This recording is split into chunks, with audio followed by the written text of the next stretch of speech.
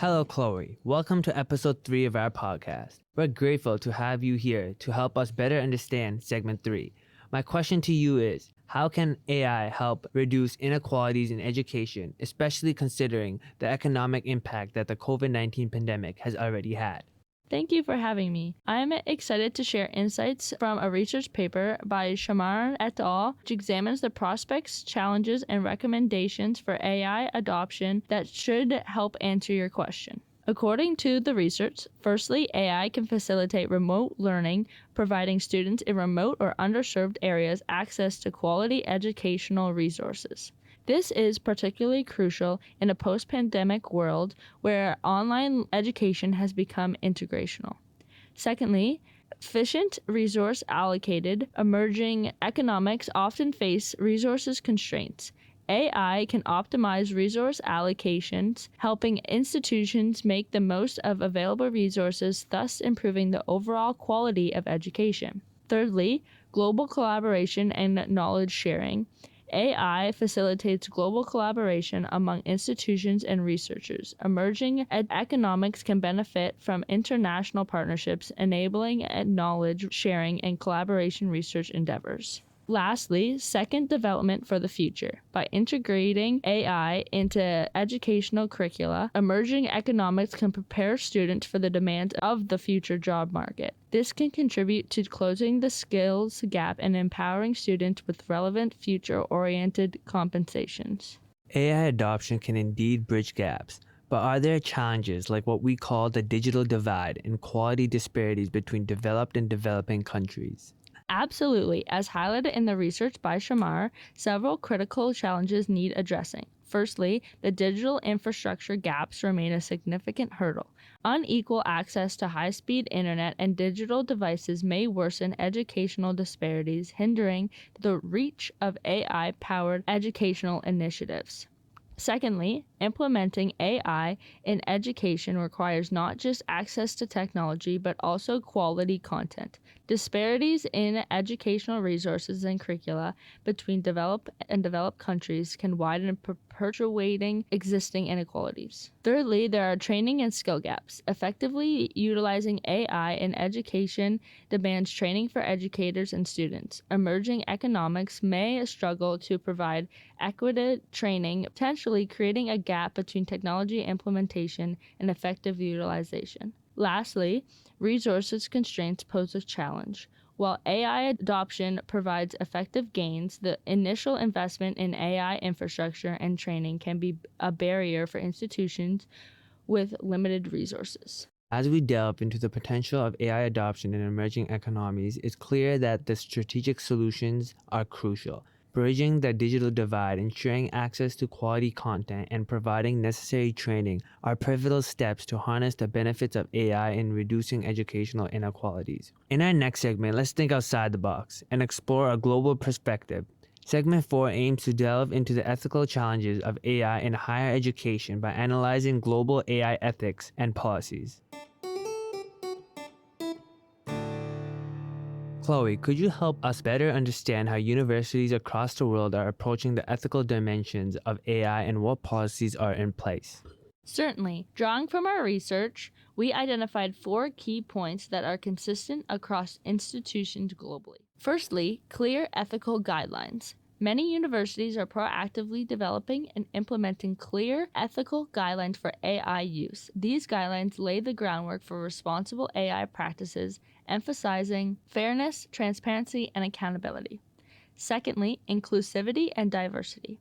Ethical policies often stress the importance of ensuring inclusivity and diversity in AI applications. Universities recognize the need to mitigate biases and promote fairness, addressing concerns related to algorithmic discrimination. Thirdly, stakeholders' engagement. Universities are actively involving stakeholders in the development and implementation of AI ethics policies. This collaboration approach ensures that diverse perspectives are considered, fostering a more inclusive and responsible AI environment. Lastly, Data privacy safeguards. Given the concerns surrounding data privacy and AI integration, universities are placing significant emphasis on ethical policies that prioritize robust data privacy safeguards. This includes protecting sensitive information and ensuring compliance with privacy regulations. Navigating the ethical challenges of AI in higher education requires striking a delicate balance between leveraging its benefits and addressing ethical concerns. Establishing robust policies, ongoing evaluations, and stakeholder involvement are essential elements in creating an ethical framework to guide responsible AI integration in universities. In our next and final segment of our podcast, we will discuss the potential conflict between banning LLMs in educational institutions and deontological principles. The discussion highlights the need for institutions to navigate the ethical complexities of AI while upholding their foundational principles. Our insights prompt further considerations for institutions as they strategize on how to navigate through the use of platforms like ChatGPT. In this segment of the podcast, we discuss the potential conflict between banning large language models, LLMs, in educational institutions and deontological principles. The discussion highlights the need for institutions to navigate the ethical complexities of AI while upholding their foundational principles. Our insights prompt further consideration for institutions as they strategize on how to navigate through the use of platforms like ChatGPT. Before we dive into the strategies and recommendations that institutions can take into consideration to mitigate risks and accommodate LLMs and AI into their system, we have today our guests who are students of communications and media studies at York, Tayami and Leanna. It's a pleasure to have you both in our podcast. And as far as I know, you wanted to bring to our podcast a different point of view, something that is important to address before we strategize and make recommendations. Can you tell us a little bit more about you? Sure. First of all, thank you for having me on this wonderful podcast. I was listening to the other guests, and their insights were thought provoking and incredibly insightful. We are almost ready to recommend strategies, but before we do that, Leanna and I wanted our group to explore the concept of denology, particularly within the context of educational institutions. Denology is rooted in Kantian ethics, places a strong emphasis on the universal moral principles upon which many of our educational institutions are based and established. My findings through secondary research suggest that banning large language models, LLMs, could potentially conflict with these principles. Fascinating insights, Tayami. So you are suggesting, based on your secondary research, that banning LLMs outright would be in conflict with deontological principles. You are absolutely right. Institutions should be cautious before outright banning large language models, as they could indeed conflict with deontological principles, which are ethical theories that prioritize adherence to moral norms or duties, rather than focusing solely on the consequences of actions. Deontological ethics emphasize that certain actions are inherently right or wrong, regardless of their outcomes. From a Kantian perspective, such bans could be seen as infringing upon individuals' autonomy and the pursuit of knowledge, which are some core tenets of academic freedom. Educational institutions, deeply entrenched in these moral principles, must navigate this delicate balance between promoting intellectual freedom from upholding ethical standards. I see. That's some interesting insights there. Leanna, let me ask you, if indeed that is the case, how can institutions across North America reconcile with this conflict while simultaneously addressing concerns about academic integrity? Fantastic question. First of all, this is where the challenges lie for institution when it comes to AI. Let's take an example from history. In the past, institution initially resisted the use of calculators in classrooms due to the concern about their impact on learning and mathematical skills. Will colleges survive in the age of AI?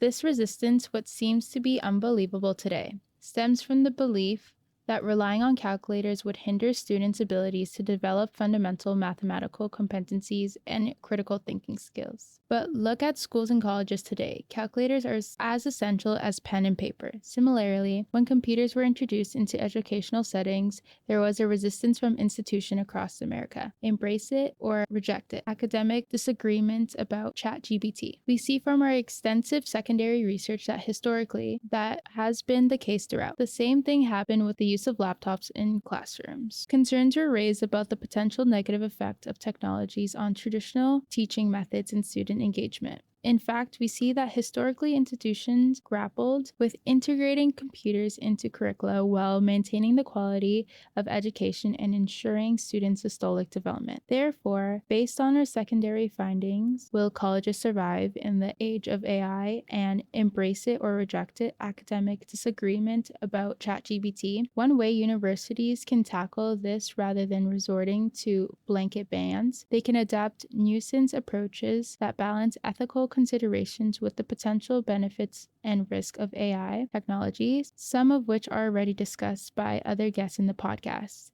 This may involve implementing robust ethical guidelines promoting responsible AI use and fostering critical thinking skills among students to navigate the ethical complexities of AI. By doing so, institution can reconcile this conflict with deontological principle and Kantian ethics upon which they are based. They cannot and should not go into conflict with the principle and moral framework upon which they are built.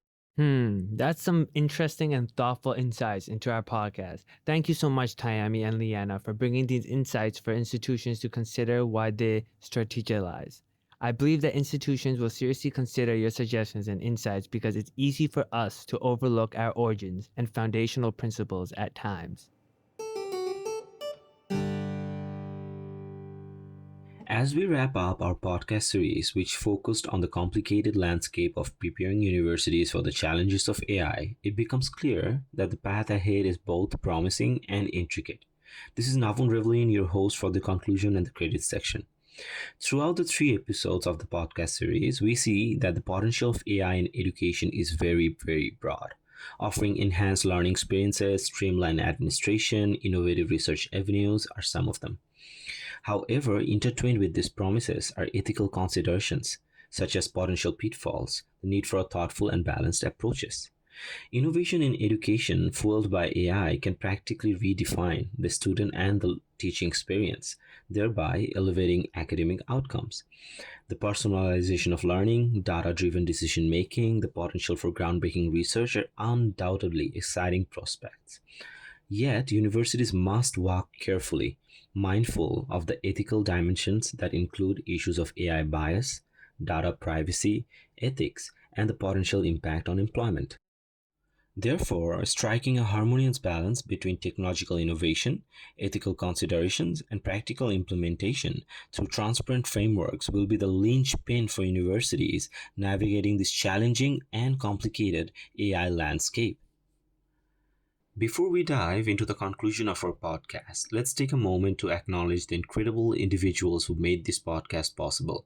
First off, a big shout out to our amazing instructor and professor Alex Chalk. From thought provoking conversations to his own experiences about group projects, he inspired us immensely to work as a team and bring out the best in us. In our first episode, our host Daoud took the helm with guests Chloe and Ines, setting the stage for what's to come. Then, Leanna led the charge in episode 2, joined by Humza and Ines, delivering yet another captivating discussion about AI and its implications in schools and universities. In episode 3, Humza guided us through a dynamic conversation with Leanna, Chloe, and Ines. Now, behind the scenes, we have our stellar script editors, Navon, Tayami, Jillian, and Daud. Their attention to detail ensures each word resonates with you, our listeners. A round of applause for our audio engineer, the mastermind behind the scenes, Austin. From seamless sound to mesmerizing tunes, Austin's talent elevates our podcast to new heights. And let's not forget about our post-production wizards, Ines, Song, and of course, Austin. They've worked tirelessly to bring you, the audience, a polished final product that's both engaging and immersive.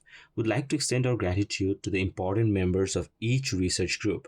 From the students episode, the research group featured Chloe, Christos, Michaela, Daud, and Jelani. For the teachers episode, it was Jillian, Hamza, Tayami, and Song.